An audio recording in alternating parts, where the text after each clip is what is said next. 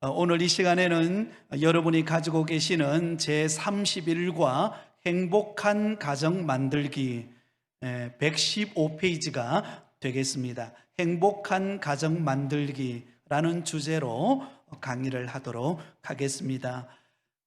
우리는 세 번에 걸쳐서 지난주와 또 지난주 그리고 오늘에 걸쳐서 가정에 관한 말씀을 우리가 다루고 있습니다. 왜 다른 강의안의 경우에는 뭐 한 번 아니면 두 번 정도 그렇게 강의를 하는데 왜 가정에 대해서는 이렇게 세 번씩이나 다루고 있는가? 사실은 가정은 여러분 쉬우면서도 어려운 곳이 가정입니다. 그리고 다른 어느 곳보다도 가장 중요한 곳이 가정임을 우리는 기억해야 할 줄 믿습니다. 그래서 오늘 이제 마지막 실천 부분을 우리가 좀 다루면서 이 가정에 관한 이야기를 나누게 될 터인데요. 특별히 우리가 행복한 가정을 만들려면 우리가 어떻게 실천하는 삶을 살아야 할 것인가, 이 내용을 좀 다루어 보고자 합니다. 아마 오늘 이 자리 가운데는 우리 권사님들도 계시고 또 우리 장로님들도 계시고 또 우리 청년들도 다 있기 때문에 우리 이미 부모님 되신 분들은 자녀들을 생각하시면서 이 이야기를 들으시고, 또 앞으로 결혼을 준비하고 있는 우리 자매들이나 형제들 같은 경우에는 이 나누는 이 강의의 내용이 나에게 도움이 되고 또 이렇게 실천해야 되겠다, 그런 마음으로 오늘 내용을 좀 함께 살펴보면 좋을 것 같습니다. 자, 여러분에게 질문을 던져보겠습니다. 행복한 가정을 원하지 않는 그런 사람이 있을까요? 단 한 사람도 없을 것입니다.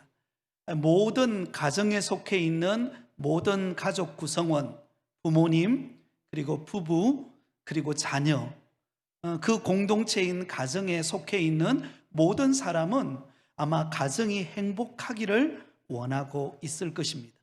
특별히 그 가운데서도 부부의 경우에는 가정의 어떤 면으로 보면 참 중심이 되는 역할 아니겠습니까?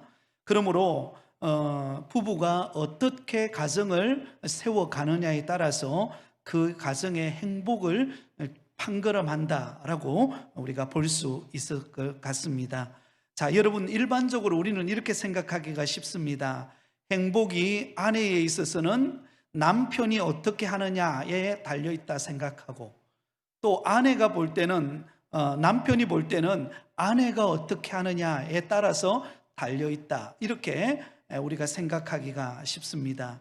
그러나 여러분, 가정의 행복은 누구 한 사람에 의해서가 아니라 바로 부부가, 남편이, 아내가, 또 부모와 또 자녀 간에 모두가 다 가정이 행복하기를 위하여서 여러분 수고와 땀을 흘려야 가정이 행복해질 수 있다라는 것입니다. 일반적으로 부부를 일컬어서 여기 보니까 이렇게 말하죠. 1 더하기 1은 1이다 라는 개념으로 설명을 하고 있습니다. 사실 수학적으로 산수적으로 보면 이 계산이 안 맞죠. 산수적으로 보면 1 더하기 1은 뭡니까? 2죠. 산수 모르세요? 네, 2죠, 그죠? 예, 입니다. 그런데 가정 안에서 부부 간의 관계는요, 1 더하기 1은 하나라는 공식이 적용이 되어진다라는 것입니다. 왜냐하면 부부는 바로 성경이 말하기를 연합하여 한 몸이기 때문에 그렇다라는 것입니다. 그러므로 여러분, 가정 안에서 한 몸이기 때문에 함께 노력하고 함께 가정을 가꾸어가고 함께 힘을 쏟아야 그 가정이 행복한 가정을 만들어갈 수 있다는 것을 보여줍니다.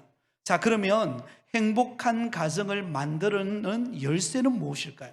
여러분, 우리가 집에 딱 들어가려면 비밀번호를 누르거나 아니면 열쇠를 가지고 이렇게 문을 열고 집 안으로 들어가지 않습니까? 마찬가지로 우리가 가정 안에서 행복한 가정을 만드는 열쇠가 있다라는 것입니다. 그냥 아이고 알아서 우리 가정이 행복해지겠지, 아니라는 겁니다. 여러분, 행복한 가정을 만드는 7가지 열쇠를 말하고 있습니다. 특별히 가정사역자인 양은수 교수는 행복한 가정을 이루는 7가지 열쇠라고 하는 글을 써서 우리에게 전해주고 있는데요, 그것을 우리에게 한번 적용해 보면 좋을 것 같습니다. 그 첫 번째가 무엇인가 하면, 행복한 가정을 이루기 위해서는 가장 먼저 부부가 함께 성숙해야 한다는 것입니다. 여러분, 성숙의 열매를 맺어야 그 가정이 행복할 수가 있다라는 것입니다. 물론 여러분, 남편과 아내가 가정을 이루어서 우리가 결혼을 하고 가정을 이루어서 일평생 우리가 살아갑니다. 그리고 세월이 지나고 시간이 지나면 여러분, 우리가 나이가 한 살씩 더 먹어가는 것을 볼 수가 있습니다. 저도 보니까 우리 어르신들 죄송합니다만은 저도 이제 한 살 더 먹었어요. 근데 제 나이를 말하고 싶지가 않더라고요. 말하고 싶지가 않아요. 이제 나이가 들어가는 게, 저는 예전 같으면, 어릴 때 같으면은 저도 그랬거든요. 한 살 더 먹었으면 좋겠다, 이런 생각을 했거든요, 어릴 때는. 그렇죠? 왜냐하면 제가 친구들과 함께 제가 그 학교에, 초등학교에 들어갈 때에 제가 1월생입니다. 1월생이다 보니까 제 친구들과 함께 이제 학교에 들어가는데, 다른 친구는 사실상 생년월일로 보면 저보다도 한 살 많은 친구들이에요. 그러다 보니까 다른 친구는 저보다도 생년월일이 하나 높기 때문에 제 마음속에, 어린 제 마음속에는 야, 나도 한 살 더 먹었으면 좋겠다, 이런 생각을 했거든요. 근데 요즘 들어서는요, 나이를 계산하고 싶지도 않고요, 한 살 더 먹는 게 아주 어색해요. 여러분, 그렇지 않나요? 네. 자, 여러분, 우리가 시간이 흐르고 또 그리고 세월이 흐르면은요, 나이가 안 먹고 싶어도 나는 나이를 또 붙잡고 싶은데 나도 모르게 나이는 들어가고 주름살은 늘어나고 그 다음에 머리는 하얘지고 또 우리의 모습은 점점 이제 우리가 나이가 들어가는 것을, 세월을 먹어가는 것을 볼 수가 있습니다. 그런데 여러분, 가정을 이루는 데 있어서는요, 세월이 흘러가고 나이가 들어가는 것도 중요하지만 그것보다도 더 중요한 것이 있습니다. 그것은 무엇인가 하면 영적으로, 인격적으로 성숙해 가는 게 더 중요해요. 여러분, 영적으로, 인격적으로 성숙해져야 그 가정이 행복해집니다. 여러분, 그렇지 못하면은요, 가정 안에 성숙하지 못한 남편과 아내가 있으면 어떤 일이 벌어질까요? 성숙하지 못하기 때문에 어린 아이의 특징들이 나오게 됩니다. 그래서 여러분, 자기 통제가 되지 않고 남에게, 아내에게, 남편에게 함부로 말하게 됩니다. 아니면 상대방을 무시하거나 아니면 쉽게 분노를 내거나, 그죠? 이런 현상들이 가정 안에 일어나서 부부간에 상처를 주고 또 부모에게, 자녀들에게 함부로 행함으로 인하여서 노여움을 사는 일들이 벌어지는 것을 보게 됩니다. 왜 그런가? 성숙하지 않았기 때문에 그렇다라는 것입니다. 그러면 여러분, 가정 안에서 가장 중요한 것 하나는 무엇인가 하면 성숙입니다. 여러분, 제가 지지난주부터 야고보서의 말씀을 가지고 당분간 여러분들에게 주일마다 말씀을 전하게 될 것인데요, 이 야고보서의 핵심 주제가 무엇인가 하면 성숙이에요. 행함이 있는 믿음은 결국은 성숙할 때 나타나게 되어 있거든요. 나는 성숙하고 싶고 나는 뭔가 변하고 싶은 데 있잖아요, 자꾸 어린아이의 모습이 나오는 겁니다. 함부로 말하고 무시하고 그리고 화내고, 나도 어쩔 수 없이 나타나는 이 현상이 어린아이의 모습이거든요. 그래서 성숙해지면 이 어린아이의 모습이 자연스럽게 없어지게 되는 것처럼, 여러분, 가정의 첫 번째 키워드는 성숙이라는 것을 꼭 기억하시기 바랍니다. 그래서 아마 대부분이 보면은요, 결혼하기 전에는 콩깍지가 씌어가지고 모든 게 다 좋아 보입니다. 모든 게 다 좋아 보여서 만나기만 해도 좋고, 또 상대방이 나는 좀 느긋한 성격이라면 상대방이 좀 이렇게 막 빨리 행동하는 그 모습이 참 아름다워 보여요. 그런데 결혼을 딱 하게 되면 콩깍지가 딱 벗겨집니다. 그때부터는 그렇게 결혼하기 전에 좋아 보였던 것들이 이제 단점으로 나타나기 시작하는 거예요. 상대방이 좋아 보였던 그 면이 이제는 결혼을 하면 단점으로 보이기 시작하면서 그때부터 싸우기 시작하고 그때부터 서로 간에 감정적인 어려움을 겪는 것을 봅니다. 그러면서 우리는 점점 깎여져 나가고 성숙되어져 가는 것을 볼 수가 있다는 거죠. 그래서 여러분들, 우리가 이 가정의 행복의 키워드는 첫 번째는 성숙해져야 된다는 것입니다. 한번 따라하겠습니다. 성숙해지자. 성숙함이 중요하다는 거죠. 자, 여러분, 아담과 하와가, 여러분, 아담을 통해서 하와가 만들어지지 않습니까? 갈비뼈를 가지고. 그리고는 아담이 하와에게 이렇게 말합니다. 이는 내 뼈 중에 뼈요 살 중에 살이라. 다시 말하면 내 몸이라는 거죠. 내 몸이라는 거죠. 내 몸이기 때문에 소중하다는 거죠. 그래서 내 몸인 아내를 소중히 여기고, 아내가 또 내 몸인 남편을 소중히 여기고, 서로 인격을 존중해주고 성숙해져 갈 때 그 가정을 아름답게 세워가게 된다는 거죠. 그런데 여러분, 아담과 하와가 범죄를 했을 때 제일 먼저 나타났던 정상이 무엇입니까? 그것은 바로 책임을 전가하는 거예요. 하나님이 내게 허락하신 저 하와 때문에 내가 지금 선악과를 먹었다는 거예요. 그리고 하와는 뱀이 나를 유혹해가지고 내가 선악과를 먹게 되었다는 거죠. 누군가에게 자꾸 책임 회피를 하는 겁니다. 남편은 아내에게, 아내는 남편에게, 부모는 자녀에게, 자녀는 부모에게. 여러분, 이것은 성숙하지 못한 우리의 모습입니다. 그러므로 여러분, 영적으로, 정서적으로 우리가 성숙해져 가는 신앙과 인격을 겸비한 믿음의 성도들이 되실 수 있기를 바랍니다. 자, 두 번째는, 행복한 가정을 세워가는 열쇠는 복종의 열쇠입니다. 복종하는 것. 아내는 남편에게 복종하고 남편은 아내를 사랑해야 한다는 것입니다. 여기서 이 복종이라는 단어가 좀 부담스러울 수 있습니다. 이 복종이라는 단어를 다른 말로 바꾼다면 바로 권위를 인정해 주는 거라고 보면 되겠습니다. 여러분, 아내는 남편의 권위를 인정해 주어야 합니다. 왜냐하면 하나님이 가정의 가장으로 남편을 세웠기 때문입니다. 그래서 남편이 좀 부족함이 있고 좀 뭔가 약점이 많이 있어도 내 남편이라고 하는 그 권위를 인정해 주는 그런 아내가 되어야 하고, 남편은 그런 아내를 사랑하는 그런 남편이 되어야 한다라는 것이죠. 자, 세 번째 열쇠는 사랑의 열쇠입니다. 사랑의 열쇠. 여러분, 하나님께서는 남자를 흙으로 빚으셨죠.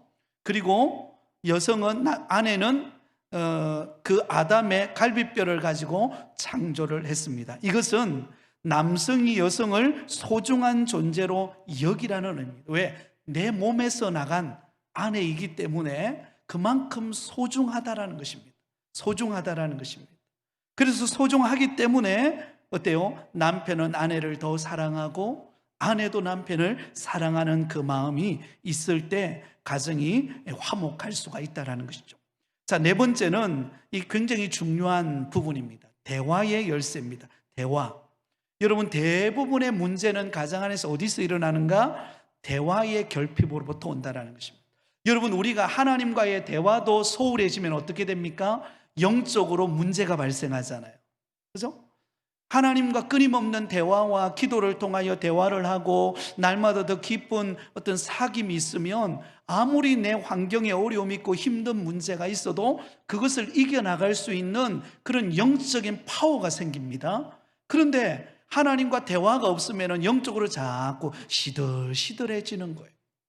특별히 요즘에 이 코로나 시기를 우리가 보내다 보니까는요, 우리가 자칫 하나님과의 만남, 하나님과의 친밀함들을 놓치기가 쉽습니다. 그러나 여러분, 이럴 때일수록 여러분, 우리가 교회에 나와서 기도하시는 분들은 교회에서, 아니면 가정에서 기도하시는 분들은 가정에서 하나님과 끊임없는 대화를 통하여서 하나님이 주시는 영적인 은혜를 공급받으실 수 있기를 바랍니다.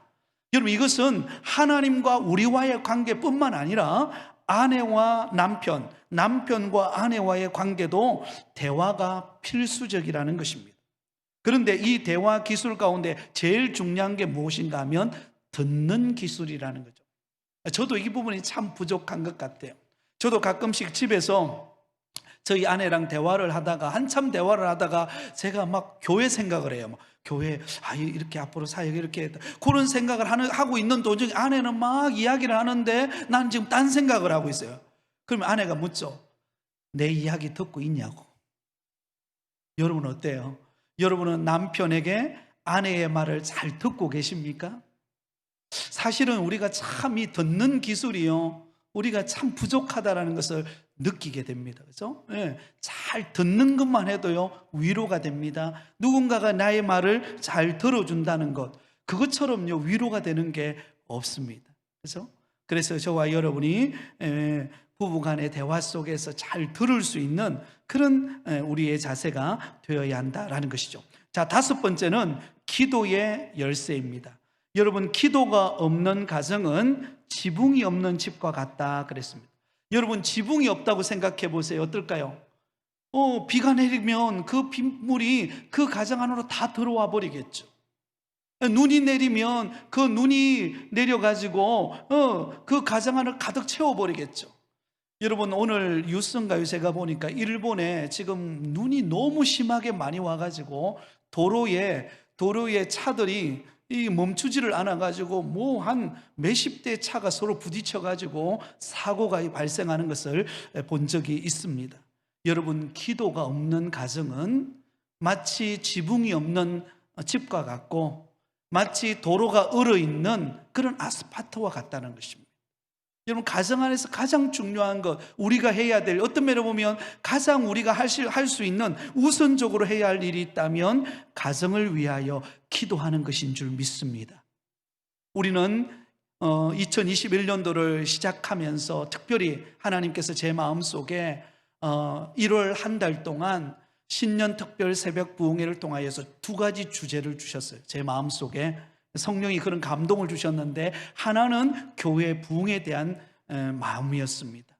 하나님께서 우리 교회의 앞으로 새로운 일을 행하시고 광야의 길을 내고 사막에 강을 내듯이 하나님께서 앞으로 우리 교회에 새로운 은혜와 새로운 부흥을 주실 것인데, 그것을 위하여 기도하라고 하는 마음을 성령께서 강력하게 제 마음에 주셨어요. 그래서 그게 첫 번째 주제입니다. 우리가 교회 부흥을 위하여 기도하고 말씀으로 준비하고 내실을 다지고 준비해 있으면 하나님께서 일하고 계실 것을 저는 확실히 믿고 있습니다. 확실히 믿고 있습니다. 할렐루야. 최근에 어떤 분이 제게 전화가 왔어요. 어떤 분하고 통화를 하는데 그분이 이런 이야기를 하더라고요. 최근에 자기 주변에 안 나가고 계시는 두 분의 집사님의 가정이 있는데 우리 교회를 소개해 줬다고. 부곡교회를 소개해 줬는데 한번 부곡교회 한번 시간 되면 한번 가보시라고.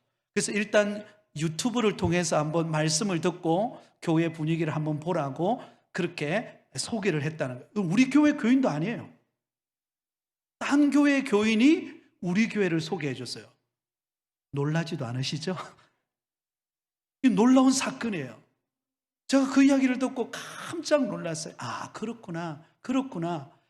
우리는 기도하고 있으니 하나님께서, 이 코로나 시기다 보니까 사실 전도하기도 힘들고 여러 가지 어렵잖아요. 그런데 기도하고 우리가 준비하고 있으면요, 하나님은 어떤 방법을 통해서, 어떤 손길을 통하여서, 어떤 소문을 통하여 하나님이 일하실지 모르는 거예요. 그래서 우리는 기도해야 할 줄 믿습니다. 여러분, 우리가 기도한 것 땅에 떨어지지 않습니다. 여러분, 새벽마다 부르짖고 가정에서 부르짖고 정말 사모하고 부르짖는 것 하나님이 반드시 응답하실 줄 믿습니다. 그게 첫 번째 제 마음에 성령이 주신 마음이었어요. 그 다음에 두 번째 주신 마음이 무엇이었는가 하면 가정의 형통을 위해서 기도하라라는 마음이었어요. 가정을 위하여서. 우리 성도들의 가정에 여러 가지 어려움의 환경들이 많이 있는데 지금 이 코로나 시기다 보니까 경제적으로도 어렵죠. 또 여러 가지 직장과 일터에서도 어렵죠. 환경적으로 참 힘든 이 시기에 가정 안에 있는 여러 가지 어려움의 문제, 기도의 제목이 있는데 그것을 놓고 기도하라라는 그런 사인을 주는 거예요. 그래서 한 달 동안 우리는 한 해를 시작하면서 첫 단추를 우리가 가정의 형통을 위하여, 가정의 회복을 위하여 우리가 기도하자라는 마음을 가지고 지금 한 달 동안 우리가 기도하고 있습니다. 여러분, 가정 안에서 기도의 불이 꺼지지 않기를 바라요. 기도의 불이 꺼지지 않으면 지금 안 될 것 같으나, 다 막힌 것 같으나 하나님께서 길을 여셔서 하나님의 도우심의 역사가 나타나게 되어질 줄 믿습니다. 여섯 번째는요, 말씀의 열쇠가 있습니다. 말씀의 열쇠. 우리가 매일 가정 안에서 아니면 교회에서 우리가 말씀을 듣고 그 말씀을 나의 것으로 묵상하고 내 마음속에 새기는 가정이 되는 것 중요합니다.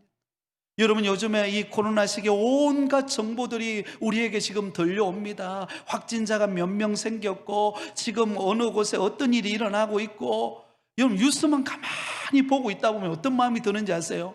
나도 모르게 막 우울해지고 있잖아요, 그죠? 나도 모르게 막 두려움이 찾아오고, 나도 모르게 막 시들시들해지고.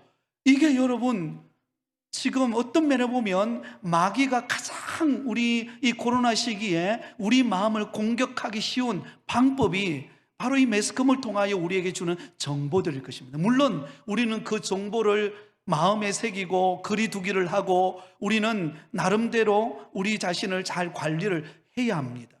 근데 여러분, 매일같이 새벽부터 여러분 이 문자가 막 들어오잖아요. 하루에 몇 번 들어오는지도 모르겠어요.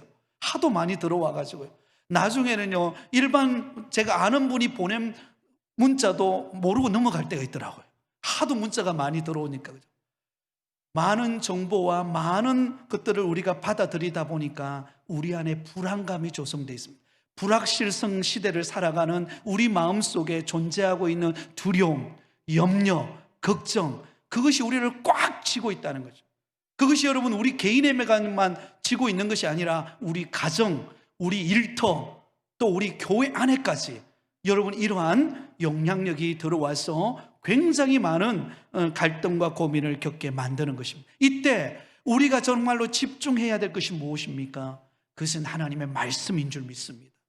가정을 살리는 힘은 말씀이에요. 여러분, 교회가 살아나려면 말씀이 살아있어야 합니다. 그래야 우리가 일어나서 그것을 이겨나갈 수 있는, 돌파해 나갈 수 있는 능력을 우리가 경험하지 않겠습니까? 오늘 새벽에 우리가 나누었던 말씀이 무엇이었습니까? 바로 12살 된 그 회당장 야이로의 딸이 중환병에 걸려서 이제 막 죽게 된 거예요. 그래서 예수님에게 찾아옵니다. 그리고는 예수님의 발 앞에 엎드려서 내 딸이 지금 죽게 되었는데 그 딸을 좀 고쳐달라고. 그리고는 예수님과 함께 그곳으로 가다가 12회를 혈류증을 앓은 여인을 고쳐주지 않습니까? 그 사건 때문에 머무는 일 때문에 그 12살 된 딸이 죽어버린 거예요. 그 소식을 종이 그 소식을 가지고 지금 예수님과 그 회당장 야이로에게 와서 들려줄 때에 예수님이 딱 말하잖아요. 예수님이 그 말을 무시해버립니다. 그 부정적인 말을 딱 무시하고는 뭐라고 이야기합니까? 두려워하지 말라, 믿기만 하라. 한번 따라하겠습니다. 두려워하지 말고 믿기만 하라. 그렇게 말씀하시고는 예수님이 가셔서 그 12살 된 딸을 달리다굼, 그를 일으키셔서 살리시는 것을 우리가 보게 된 것입니다. 말씀이 우리 가정을 살린 것입니다. 여러분, 어려움이 있고 가정에 위기가 있어도 우리가 약속의 말씀을 붙잡으면 하나님이 때가 되어서 우리 가정을 회복해 주시는 은혜의 역사가 있을 줄 믿습니다. 제가 예전에 서울에서 한참 고난받고 여러 가지 연단을 받는 그 시기에 막막할 때, 그때 시편의 말씀들이 제게 참 많은 위로가 됐습니다. 시편의 말씀을 읽으면서 그 묵상한 말씀을 기록하고 그러면서 그 말씀을 내 마음에 새길 때에 하나님이 주시는, 하늘로부터 내려주시는 위로와 그 기쁨이 충만하는 것을 경험할 수 있었습니다. 사랑하는 성도 여러분, 말씀이 우리 가정의 열쇠라는 것을 꼭 잊지 마시기 바랍니다. 7번째는 예수 그리스도라는 열쇠입니다. 여러분, 예수님이 없는 가정은 예수님이 없는 가정은요, 우리가 잘 세워가려고 해도 어려움이 있습니다. 그래서 믿음의 가정이 되기를 위하여 예수님이 우리 가정의 주인 되어지는 그런 가정이 되실 수 있기를 바랍니다. 자, 두 번째로 보겠습니다. 행복한 가정생활, 성경적인 우리가 부부관계를 유지하려면 두 가지를 꼭 기억해야 되는데요. 첫 번째는 뭐냐 하면 부부는 동등한 가치가 있다라는 것입니다. 동등하다. 여러분, 부부는 서로 동등한 가치요, 동등하게 인정해주고 또 동등하게 서로를 존중해 주어야 되는 관계라는 것입니다. 여러분, 우리나라 문화 중에 남존여비 사상이 있잖아요, 그죠? 남자는 높이고 여성은 낮추고. 왜냐하면 조선시대 그런 문화 자체가, 우리나라 문화가 그런 문화에 많이 젖어 있는 유교 문화 사상에 젖어 있다 보니까 약간 남자와 여자를 차별해 가지고 대우하는 경우들이 있다는 것이요. 그러나 이거는 성경적이지가 않습니다. 성경은요, 하나님을 닮은 부부는 서로가 동등한 가치가 있습니다. 서로를 존중하고 서로를 인정해주고 서로의 가치를 높여주어야 한다라는 것입니다. 여러분, 그것이 바로 가정 안에 있어야 될 존중의 관계인 줄 믿습니다. 우리가 서로 대화할 때도 여러분, 상대방에 대해서, 그죠? 남편이 아내에 대해서, 아내가 남편에 대해서 무시하는 말을 한다거나, 그죠? 함부로 행하는 말을 한다면 그것은 가정을 올바르게 유지할 수가 없을 것입니다. 동등한 관계로 존중해주고 인정해 주어야 된다는 거죠. 자, 두 번째는 부부는 가정의 건축가와 같다라는 것입니다. 건축가, 집을 짓는 거와 같다는 것입니다. 여러분, 우리가 결혼할 때 집이 완전히 완성된 것이 아니라 이제 기초를 다지고 세워가는 것입니다. 어떻게 가정을 세워가는가는 부부의 그 설계에 따라서 달라지겠죠, 그죠? 그러므로 소통하면서 서로를 존중하면서 가정을 세워가는 그런 가정이 될 수가 있어야 한다라는 것입니다. 자, 세 번째 넘어가겠습니다. 행복한 가정을 위한 계명이 있습니다. 자, 우리가 하지 말아야 될 것, 남편이 아내에게, 아내가 남편에게 하지 말아야 될 것 무엇이 있을까요? 절대 둘이 한꺼번에 뭐 하지 말라고요? 화내지 말라. 예, 화내지 말라. 서로 화를 막 내기 시작하면은 이거 뭐 끌 수가 없죠. 더 문제가 많이 발생한다라는 거죠. 그렇죠? 그래서 한꺼번에 화를 내지 말라. 그 다음에요, 집에 불이 나지 않는 한 큰 소리를 치지 말라. 그죠? 예. 사실 큰 소리만 안 내도 웬만한 문제들은 다 해결할 수가 있습니다. 조금 기다렸다가 생각해보고 대화해보면 큰 문제가 아닌 경우들이 많죠. 그죠? 자, 과거의 실수를 절대로 끄집어내지 말라. 이거 우리가 한번 생각해 봐야 됩니다. 과거의 실수를 절대로 끄집어내지 말라. 예, 그죠? 10년 전에 있던 이야기, 웬만하면 안 잊어먹더라고요. 여러분, 잘 안 잊어먹어요. 그죠? 그래서 그 20년 전 이야기가 막 나옵니다. 그죠? 예. 자, 그 다음에 전 세계를 소홀히 할지언정 절대로 상대를 소홀히 하지 말라. 왜냐하면 우리가 오래 살다 보면, 함께 옆에 있다 보면 어때요? 소홀해지기가 쉽다라는 거죠. 그죠? 그러나 소중히 여기는 마음이 있어야 된다는 거죠. 칭찬의 말을 아끼지 말라. 화난 채 잠자리에 들지 말라. 하나님과 대화가 없이는 일과를 시작하지 말라. 그 다음에 뭐요? 비교하지 말라. 남과 비교하지 말라는 거죠. 있는 내 아내, 그리고 내 남편을 있는 그 모습을 귀하게 여기자라는 거죠.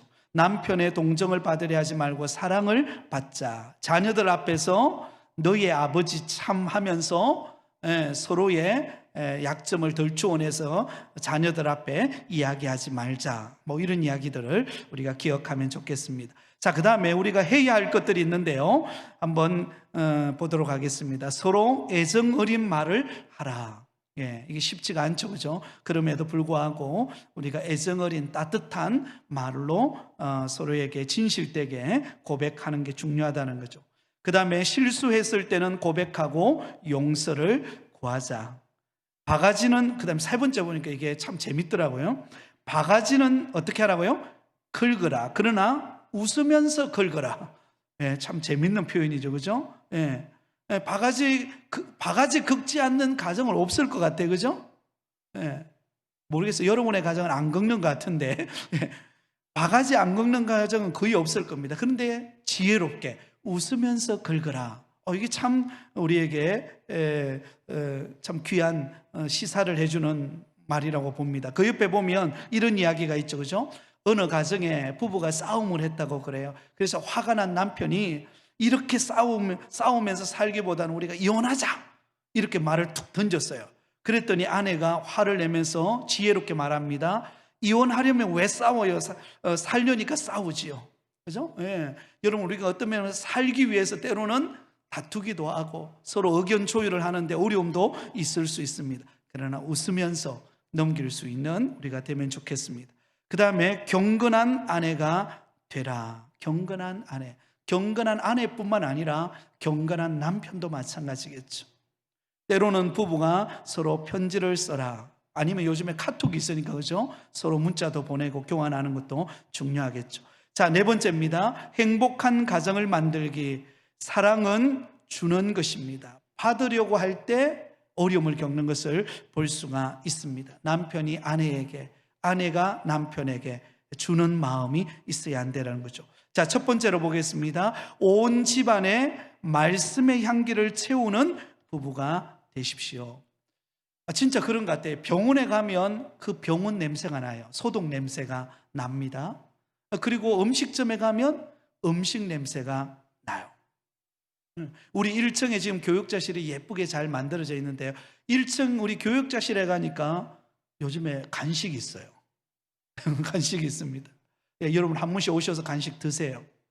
예, 드시고 손은 무겁게 남겨놓고 가시면 되겠습니다. 예, 여러분 어느 곳에 가면 이런 냄새가 난다는 거죠. 가정 안에서 살아계신 하나님의 말씀의 향기가 나올 때 그 가정에 때로는 어려움이 있어도 그 말씀 속에서 위로가 되고 그 문제를 풀어나가실 수 있지 않겠습니까? 자, 두 번째는 묻혀있는 보물을 찾아 쓰는 부부가 되십시오. 묻혀있다라는 거죠. 묻혀있다. 평소 때는 우리가 잘하지 않는 말이지만 그러나 경우에 합당하게 때로는 사랑한다 표현하고 고맙다 말하고 때로는 나는 당신 때문에 행복하다 말해주고 때로는 무심한 듯 그죠? 카톡을 한번 탁 보내주면서 그죠? 따뜻한 말 한마디, 이런 것들이 여러분 감춰져 있는 겁니다. 어쩌면 흔한 거죠. 그러나 감춰져 있어서 경우에 따라서 그게 위로가 되고 또 서로에게 힘이 될 수가 있다는 것입니다. 그 다음에 세 번째는 연습과 훈련을 통해서 행복을 일궈가는 부부가 되십시오. 여러분 연습을 왜 합니까? 못하기 때문에 연습을 하는 거 아니겠습니까? 여러분 완벽한 가정은 없습니다. 완벽한 가정은 어느 곳에도 없습니다. 연습하고 훈련하고 또 다듬어가고 또 이렇게 배우면서 우리가 만들어가는 것이 가정이라는 것을 우리가 알고 서로 연습하며 훈련하는 우리가 되기를 바랍니다. 네 번째로 넘어가겠습니다. 118페이지입니다. 한계를 인정하는 멋스러운 부부가 됩시다. 자신의 한계를 인정할 줄 알아야 된다는 거죠. 가끔씩 남자들이 자존심이 세울 때가 있다 그러더라고요. 그거는 뭐냐면 내비게이션 없이 차를 운전해 가요. 옆에 앉아있던 아내가 여보 이 길이 아니고 이쪽 가는 길이 더 빠른 길 같은데요. 그래도 남편은 고집하고 그 길로 간대요. 한참 가다 보면 돌다 보면 아내 말이 맞을 때가 있다는 거죠. 그렇죠? 네. 때로는 우리가 아내의 말에 귀를 기울이고 나의 한계를 깨달을 수 있는 것, 또 아내 역시 남편의 한마디의 말을 듣고 따뜻한 자신의 한계를 인정하고 서로를 낮추고 서로를 세워줄 수 있는 이 멋스러움이 가정 안에 있어야 한다는 것이죠. 자, 그 다음에 용서를 통해서 상처를 치료하는 부부가 되십시오. 여러분 부부 간에도 많은 갈등이 있을 수 있습니다. 때로는 상처가 되기도 하고 때로는 서로에게 말 한마디가 상처가 되어서 오래 가기도 합니다. 그런데 서로에게 따뜻하게 서로의 마음을 치료해주고 또 위로해주는 그런 용납하는 마음이 우리 안에 필요하다는 거죠. 그 다음에 취미생활 속에 데이트를 즐기는 부부가 되십시오. 우리가 하나님 앞에 나와서 늘 기도도 해야 되지만 때로는 한 번씩 드라이브도 가고 함께 어떤 때는 차를 마시면서 그동안 못했던 이야기도 나누고 산책도 하고 하는 이런 모습들이 여유가 우리에게 필요한 줄 믿습니다. 자, 그 다음에 침묵의 독약을 마시지 않는 부부가 되십시오. 침묵. 때로는 여러분 말하지 않고 우리가 침묵을 지키는 것도 중요하지만 그러나 부부 간에는 침묵이 너무 오래 가면 그게 독약이 될 수가 있다는 거죠. 그래서 때로는 사소한 언어지만 같이 이야기지만 서로 이야기를 나누고 함께 웃고 또 함께 뭐 예를 들면 어떤 이야기 주제를 놓고 함께 대화를 하면서 풀어가는 것, 그것도 우리에게 좋은 그런 가정을 세워가는 계기가 되는 것 같습니다. 자, 그 다음에 사랑을 자연스럽게 표현하는 부부가 되십시오. 그 다음에 9번째입니다. 문제없는 성생활을 영위해가는 부부가 되십시오. 마지막입니다. 사랑과 은혜, 감사로 풍년 만난 부부가 되십시오. 이게 뭐냐 하면 늘 우리의 입술에 정말로 이 감사하는 마음 표현, 그죠? 하나님의 은혜를 고백하는 그런 우리의 삶의 모습이 되어야 한다라는 것입니다. 여러분, 너무 부정적인 이야기만 자꾸 하다 보면 어떻습니까? 그 사람 곁에는 가고 싶어도 부담스러워요. 그런데 하나님의 은혜를 고백하고 감사를 고백하고, 그죠? 그래도 참 하나님이 우리 가정을 이렇게 지켜주셨다, 그죠? 이만하게 하나님이 우리 가정을 지켜주신다, 이런 고백들을 하다 보면 그 가운데서 하나님이 주시는 풍요와 풍성함을 우리 가정에 채워주는 것을 볼 수가 있습니다. 자, 요 내용들은 우리가 또 나름대로 우리가 또 다 알고 있고 또 우리가 실천해 가는 내용들입니다. 그렇지만 다시 한번 우리 마음에 새기면서 가정을 행복하게 만들어가는 우리 모든 성도들이 되시기를 예수님의 이름으로 축원드립니다.